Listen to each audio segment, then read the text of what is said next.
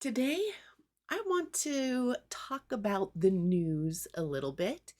And news, like if you look at your news feeds, if you look at what's commonly out there that tries to get your attention, a lot of it is negative, and they try and create tension and fear and these strong emotions around things to get us to read it, to attract our attention.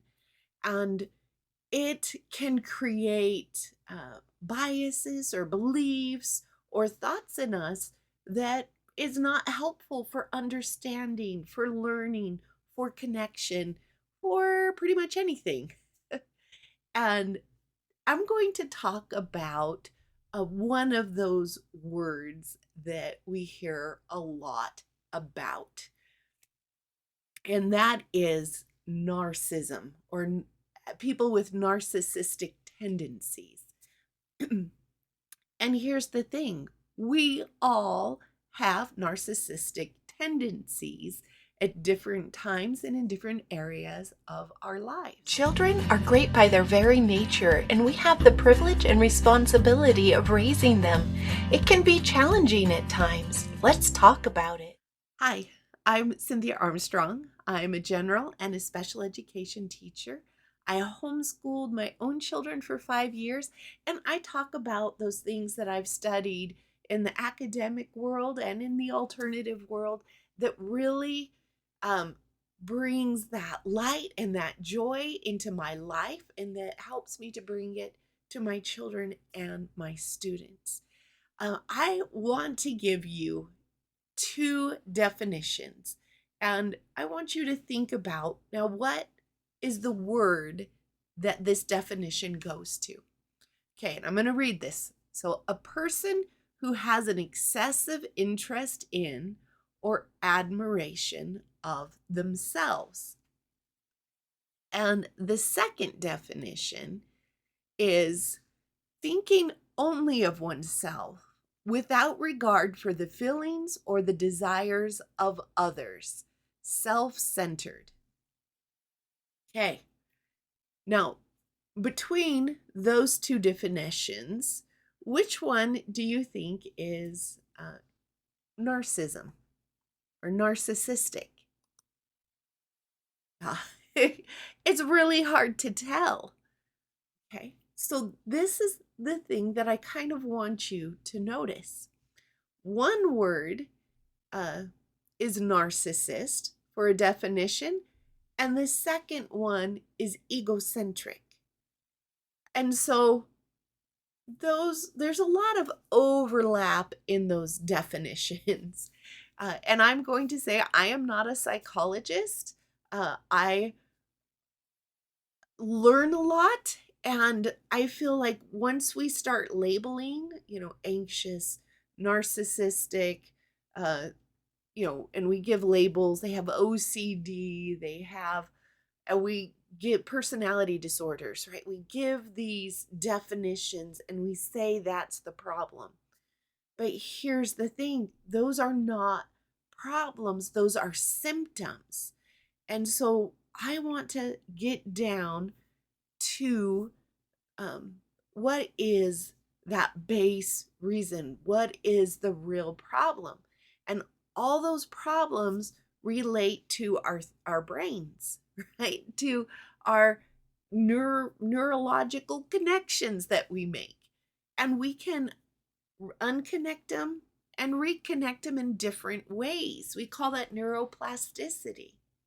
So when we're reading in our news feeds or we hear other people talk about narcissism, gaslighting, choose any of the popular words out there right now, there is a lot that we don't understand.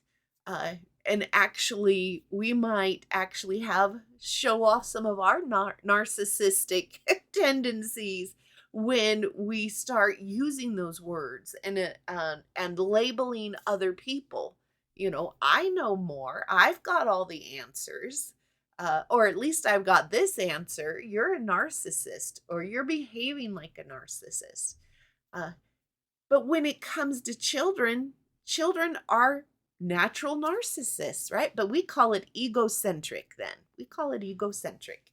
Uh, and because children, they're not able to think about their thinking. They only understand things from inside themselves. But as we get into it, this can cause a lot of difficulties for our children when we're not remembering or being aware or considering that children are egocentric, which, when you look at definitions, just in the regular dictionary, I mean, you can get into the psychological dictionaries and they'll give a lot more in there, but they're very, very similar in their definition. And if you look at the psychological versions of narcissism, they say there's multiple kinds, but they all come from childhood experiences and beliefs and things like that. So let's dive into our children and some things to consider about that. But as always, please consider it for yourself. And also, what does that mean towards someone you might be labeling? So, when children are egocentric, which is, a good portion of their childhood, especially in their early years, at age 7, that's when they begin thinking about thinking. And I see it a lot in preschool. If we're making Mother's Day gifts in preschool to send home, and we ask which one would your mother like, as far as like color of ribbon or card, the children will often choose their favorite color because they aren't really able to think about, well, what does another person like? What does that mean for somebody else yet? So when we understand this and we look deeper, children really take on a lot of responsibility. And I love to constantly be reading, to be listening to other people's podcasts, to all kinds of information and taking it in, so I can see what in my world and my understanding what works and what can I add to it, and how can I understand myself better, because in understanding myself better, I'm able to see how it might be for others. And this thought came from, I believe you pronounce it Gabor Mate. If that's not quite right, I apologize. I do the best I can. Uh, and he had been talking about some of his experiences as a child, and as he's aged and studied, what he's come to understand about himself. And he related this to narcissism too, which is really what got me thinking about, well, what is my understanding? And when I see it in the news, I tend to, they pop up on your feed sometimes. I tend to not really look at those because I know that they just want a reaction, that they're not really interested in providing me information to help me when I see them pop up that way. But he had said that um, because children are egocentric, well, he was using the word narcissism, that children are just naturally narcissistic, and he had taken on in his childhood the and as young as like 2 months, he said it began, that he was responsible for um, his mother's unhappiness, and that he began to realize as an adult that he felt deficient, that he wasn't enough, because his mother was struggling because of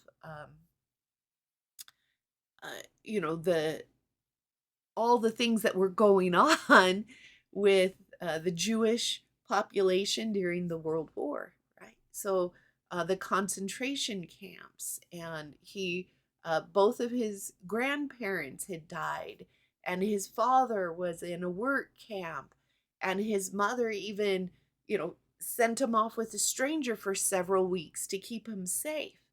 But if we look at that in today's world, if parents are arguing, if there's divorces, or even if you're not married, but there's a breakup between boyfriend and girlfriend who are partners that have been living together for a while, if there's financial stress, if there's, name a problem, right? Children naturally kind of take on that energy, and they take it as um, their fault, their responsibility, uh, and things like that. And so when I look at um, the people around me, and I have a family member, not in my immediate family, but my extended family, that a lot of people love to label as narcissistic. And I just found it interesting that, I saw him grow up, and I know the difficulties that were in his family. And uh and when we say narcissist, it's like, ooh, bad narcissist. Ooh, must be a bad guy. They don't care about others. And we often, and those were judgments that I've had about narcissism as I've, grown. Like, we all learn things, take things in, and then adjust them. And so, like, over my lifetime, I have labeled people as narcissistic. I have judged, use that as a judgment, not as a description, but as a judgment.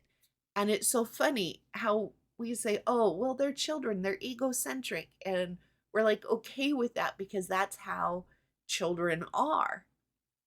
But if we have experiences in our life where we don't let go of that as children, is that when we start labeling people as narcissistic? Or, wait, you hurt my feelings, or you did something against me, so therefore you're narcissistic?